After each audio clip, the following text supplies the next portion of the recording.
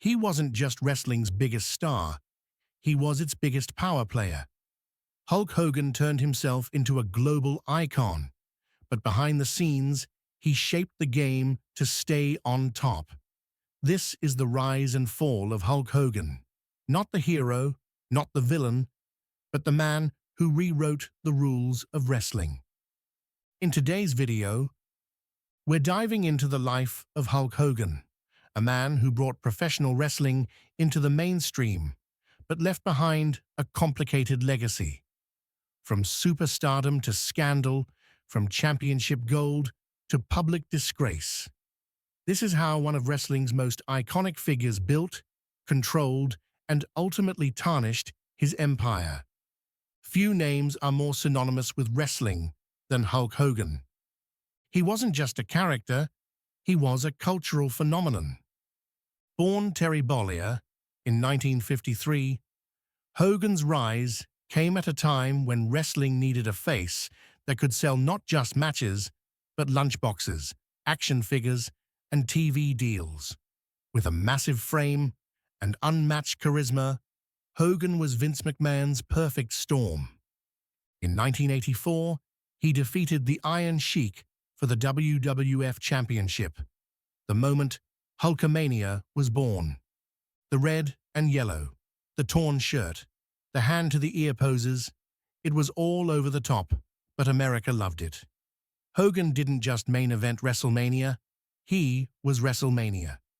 He carried the WWF through the 80s and early 90s, becoming a symbol of American heroism and entertainment excess. But while fans saw the superhero, wrestlers backstage saw something else. A man who understood power and wasn't afraid to use it. As Hogan's fame grew, so did his control. Stories circulated about Hogan influencing outcomes, avoiding clean losses, and protecting his status. One of the most famous examples involves Bret Hart, who was on the rise in the early 90s. The plan was for Hogan to pass the torch, but he didn't. Instead, Hogan dropped the title to Yokozuna and walked away. No moment for Hart. No transition. Just Hogan, gone, on his terms. There was also tension with Randy Savage, once his friend and tag team partner.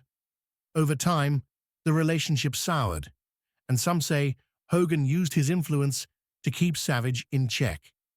Even years later, in a match against Shawn Michaels at SummerSlam 2005, backstage politics emerged.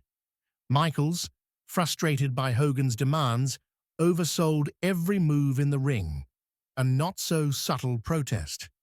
Hogan wasn't the only star to play politics, but his influence was unmatched. And in wrestling, influence is everything. By the mid-90s, Hogan left WWF and joined WCW, bringing his massive brand with him. But fans were growing tired of the all-American hero routine. So in 1996, Hogan did the unthinkable. He turned heel, forming the New World Order, NWO, with Scott Hall and Kevin Nash. Hollywood Hogan was born, and it reignited his career. The NWO era made WCW the hottest promotion in wrestling. For 83 weeks, they beat WWF in the ratings.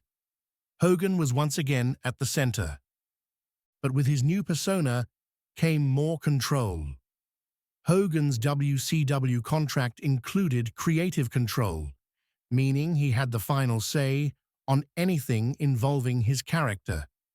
One of the clearest examples was Starrcade 1997, where Hogan faced Sting after over a year of build-up. Fans expected Sting to win decisively, a satisfying payoff. Instead, the finish was messy, delayed, and lacked impact. Many blamed Hogan's behind-the-scenes maneuvering for watering down what should have been a legendary moment.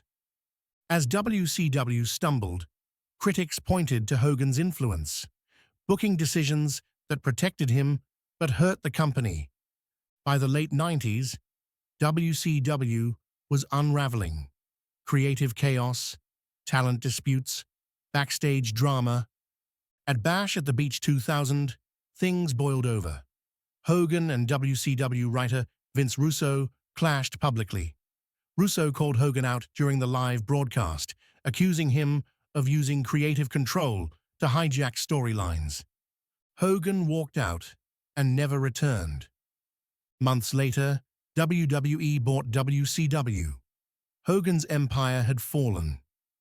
In 2002, Hogan returned to WWE. His match with The Rock at WrestleMania 18 was electric. Though cast as the villain, Hogan was cheered like a hero.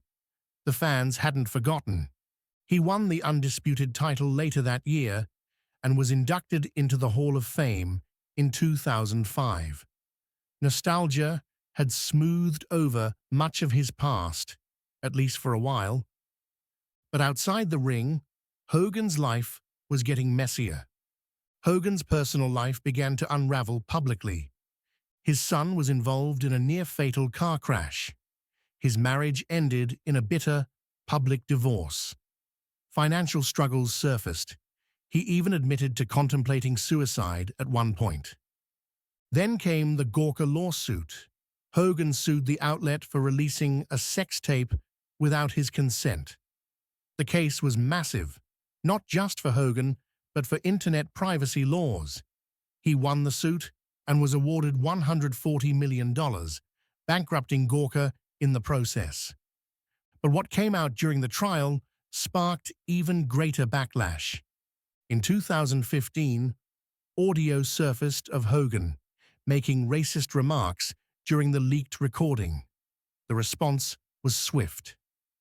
WWE terminated all relations with Hogan. His Hall of Fame profile was removed from the website. Sponsors cut ties. The internet exploded with criticism. Years later, WWE reinstated him, but the damage to his image was permanent. For many fans, the man they once idolized was now seen through a much different lens. Hogan issued public apologies, but opinion remained divided. Some saw it as a tragic downfall. Others saw it as overdue accountability. Today, Hulk Hogan's name still carries weight.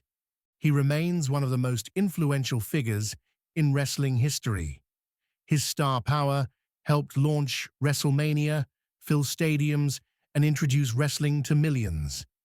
But his career is also a cautionary tale of control, ego, and the price of always staying on top. Was Hogan protecting his brand, or protecting his place at the expense of others? Did he help wrestling thrive, or did he hold it back when it needed to evolve?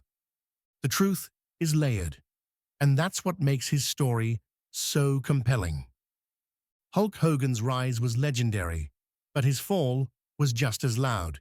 He gave wrestling some of its most unforgettable moments, and some of its most controversial. What's your take? Is he a wrestling icon who made the business bigger, or a power player who refused to let go? Drop your thoughts in the comments, and don't forget to subscribe. More icons, more truth, more untold stories. Only here on Behind the Icons.